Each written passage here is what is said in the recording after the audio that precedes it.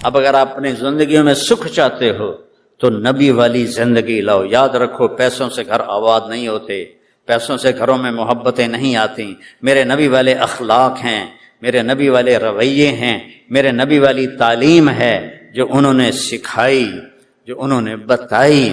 ماں کا درجہ بتایا۔ یہاں تو ماؤں کو کوئی پوچھتا کوئی نہیں، اسے سک رہے ہوتے ہیں، باپ کو کوئی پوچھتا کوئی نہیں، جس نے پہلے آ کے یہاں ان کی بنیاد رکھی اور ایک ایک کمرے میں 14 آدمیوں نے رہ کر یہاں بنیاد بنائی۔ آج وہ بوڑھا ہے اور اسے سک رہا ہے۔ میرے نبی نے فرمایا کاش میری ماں زندہ ہوتی۔ سنو سارے غور سے، مائیں بھی بیٹھی ہیں، بیٹے بھی بیٹھے ہیں، بیٹیاں بھی بیٹھی ہیں۔ کاش میری ماں زندہ ہوتی اور میں عشاء کی نماز کے مصلی پہ کھڑا ہوتا۔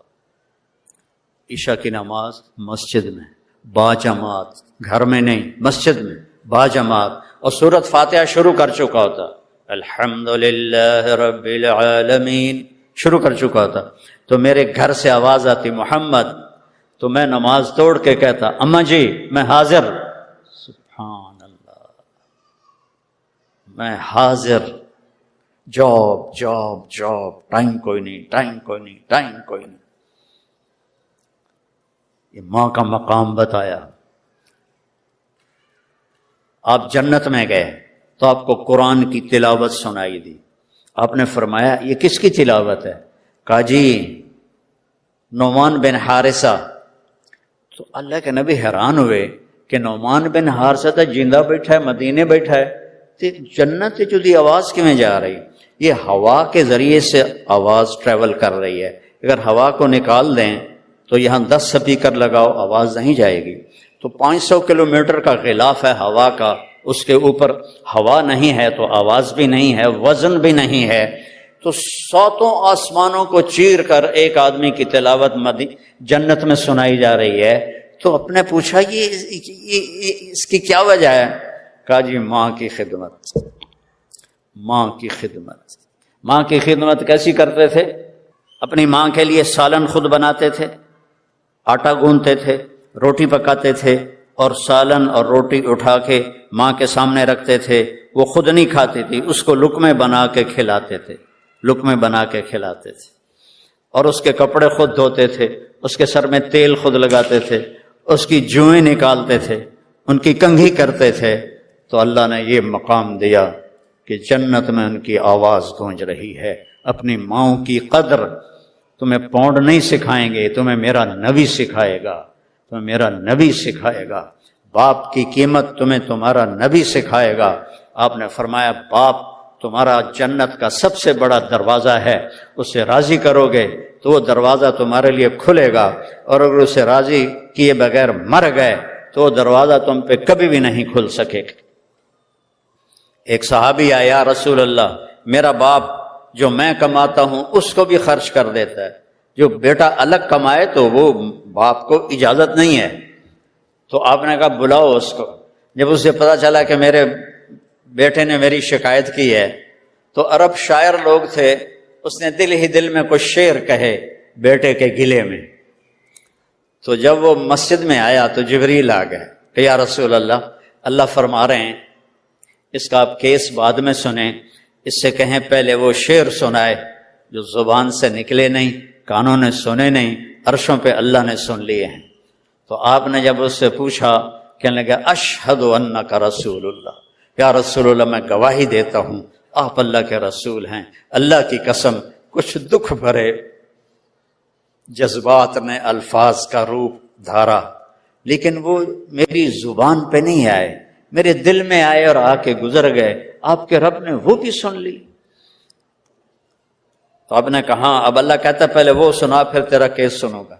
تو نے کہا جی میں نے کہا تھا غزوتک مولودا ومنتک یافیا تعل بما اجنی علیک وتنحل واذا ذاقتک بالسقم لم ابد لسقمک الا ساہرا اتململ کانی انا المتروک دونک بالذی ترکت به دونی فعینی تحمل تخاف الردى نفسي عليك وإنها لتعلم أن الموت وقت مؤجل فلما بلغت السن والغاية التي إليها مدى ما فيك أؤمل جعلت جزائي غلظة وفظاظة کأنک انت المنعم المتفضل فلیتک ان لم تر حق ابوتی فعلت کما الجار المجاور یفعل فاولیتنی حق الجوار ولم تکن علی بمال دون مالک تبخل۔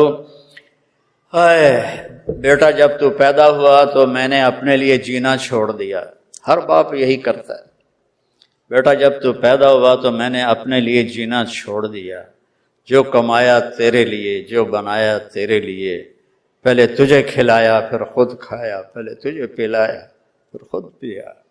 جب تو بیمار ہو جاتا تھا تو ساری رات تیرے سرانے ہم دونوں ماں باپ تیرا پہرا دیتے تھے، اور ہر لمحے ہمیں ڈر لگتا تھا کہیں مر نہ جائے، کہیں مر نہ جائے، حالانکہ موت کا وقت تو مقرر ہے۔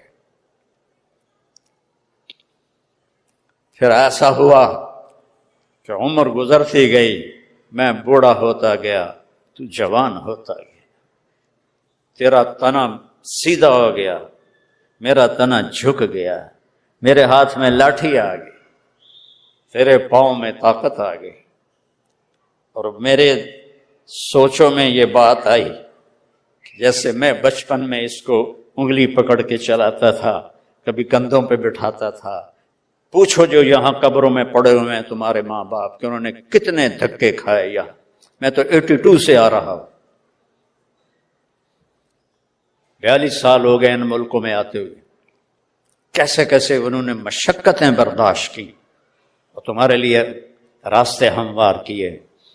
اور لیکن ایک دم میں نے کیا دیکھا کہ تیری آنکھیں ماتھے پر چلی گئیں، اور تو مجھے ایسے دیکھتا تھا جیسے میں تیرا نوکر ہوں اور تو میرا مالک ہے۔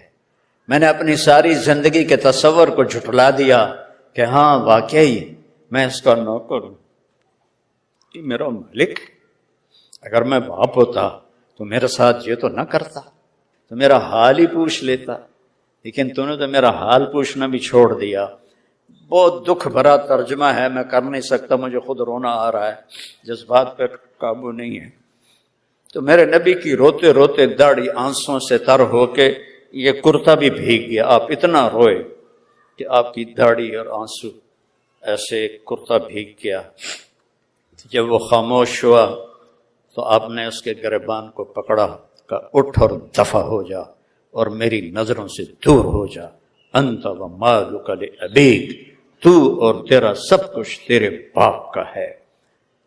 آئی ٹی نہیں سمجھائے گی ماں باپ کیا ہوتے ہیں، میرا نبی سمجھا رہا ہے ماں باپ کیا ہوتے ہیں، میرا نبی سمجھا رہا ہے کہ بیوی کا مقام کیا ہے۔ میرے نبی نے فرمایا کہ سب سے بہترین مسلمان وہ ہے جو بیوی کے ساتھ اچھا سلوک کرتا، اور آپ نے فرمایا میرا سلوک سب سے اچھا ہے اپنی بیویوں کے ساتھ، اور اظہار محبت کا حکم دیا کہ اپنی بیویوں سے محبت کا اظہار کرو، اور بیویاں اپنے خامن سے محبت کا اظہار کریں، ایک تپ جائے تو دوسرا برداشت کرے، دوسرا تپ جائے تو پہلا برداشت کرے، اس سے گھروں میں خوبصورتی آتی ہے۔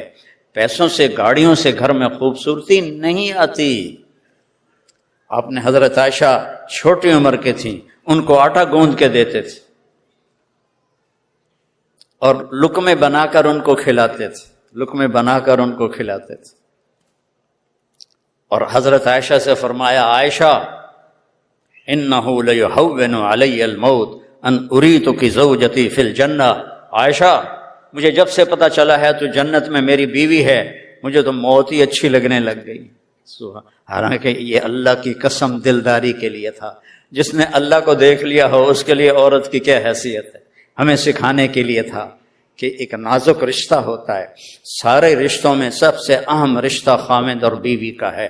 پورے قرآن میں اتنی آیات کسی رشتے کے لیے نہیں، نہ ماں کے لیے، نہ باپ کے لیے، نہ بہنوں کے لیے، نہ بھائیوں کے لیے، نہ بیٹوں کے لیے، جتنی آیات خامد اور بیوی کے لیے اللہ نے اتاری ہیں، چونکہ باقی رشتے ٹوٹتے نہیں، اور یہ رشتہ ایک بول پہ بنتا ہے اور ایک بول پہ ٹوٹ جاتا ہے۔ اور اللہ تعالیٰ دیکھو حلال جو ہوتا ہے وہ تو کبھی بھی ناپسندیدہ نہیں ہوتا، حرام ناپسندیدہ ہوتا ہے، لیکن میں نبی کے بول پہ قربان جاؤں کہ آپ نے فرمایا کہ اللہ کو سب سے بدترین حلال، سب سے بدترین حلال، سب سے خبیث حلال طلاق ہے۔ سب سے خبیث سب سے خبیث جو حلال ہے وہ طلاق ہے۔ آپ نے کہا علی بے وجہ طلاق نہ دینا، جب بے وجہ طلاق دی جاتی ہے تو اللہ کا عرش کانپ اٹھتا ہے۔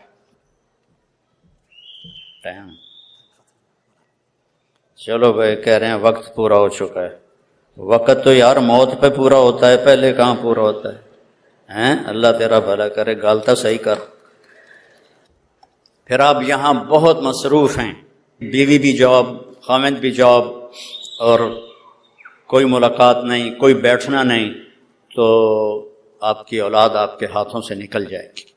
اولاد آپ کا سب سے قیمتی سرمایہ ہے۔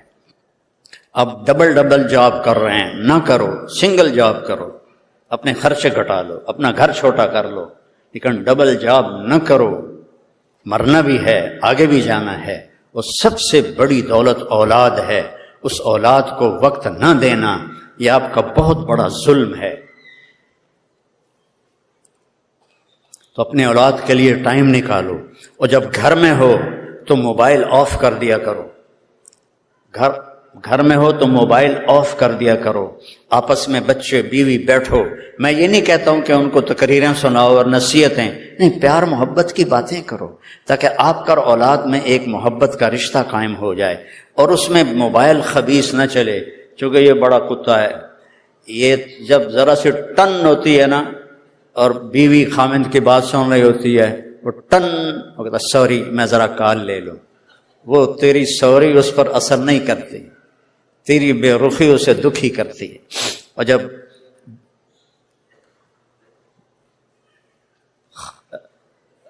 خامد بات کر رہا ہو اور بیوی سن رہی ہو، اور ٹن سوری میرے پیارے میں ذرا کال لے لوں، پھٹے منہ، یعنی کال پہ پھٹے منہ، تم پہ نہیں۔ تمہارے اندر درار پڑ جائے گی۔ تمہارا بچہ آتا ہے، تم ڈرامہ دیکھ رہی ہو، تم سے بات کرتا ہے، تم کہتے ہو ہاں کہو، کیا کہتے ہو؟ نظر ادھر ہے، ہاں کیا کہتے ہو؟ اللہ کی قسم اپنے اولاد کو الٹی چھری سے ذبح کر دیا ہے۔ فارغ ہو جاؤ بچوں کے لیے۔ تمہاری مجبوریاں ہیں کہ عورتیں بھی جاب کرتے ہو، ورنہ اصل ہے کہ تم اپنے بچوں کی تربیت کرو، انہیں پروان چڑھاؤ، ایک اچھا انسان بناؤ، ایک اچھا مسلمان بناؤ۔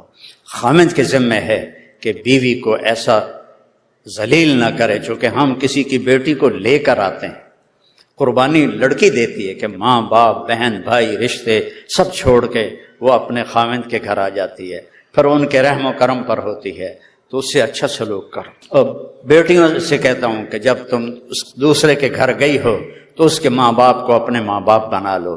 یہ ان رویوں سے زندگی خوبصورت بنے گی۔